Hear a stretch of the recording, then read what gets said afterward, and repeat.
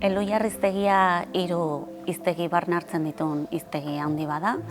Euskara gaztelania hiztegia, euskara frantsesa hiztegia eta euskara ingelesa hiztegia daude bertan.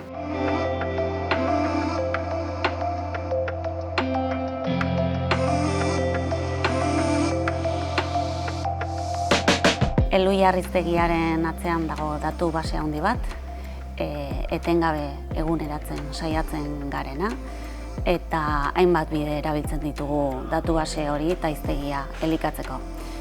Batetik beste hiztegietara jotzen dugu, noski horien artean euskaltzaindiaren hiztegia eta gaztelaniazkoaren kasuan RAEko hiztegira jotzen dugu.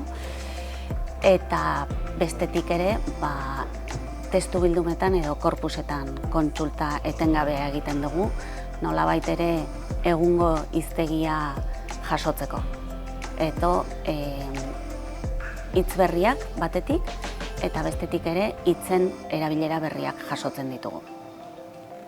Eta azkenik gero interneteko webguneak aukera ematen du proposamenak eta iruzkinak bidaltzeko, eta asko jasotzen ditugu eta gehienak oso baliagarriak izaten dira, eta horiek ere elikagai iturri oso garrantzizkoa dira guretzat.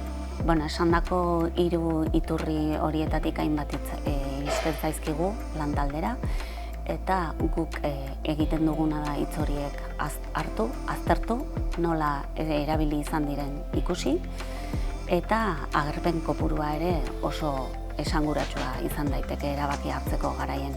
Hitzak hiztegian sartu behar dugun, edo hitza bera hiztegian sartu behar dugun, edo ez erabakitzeko.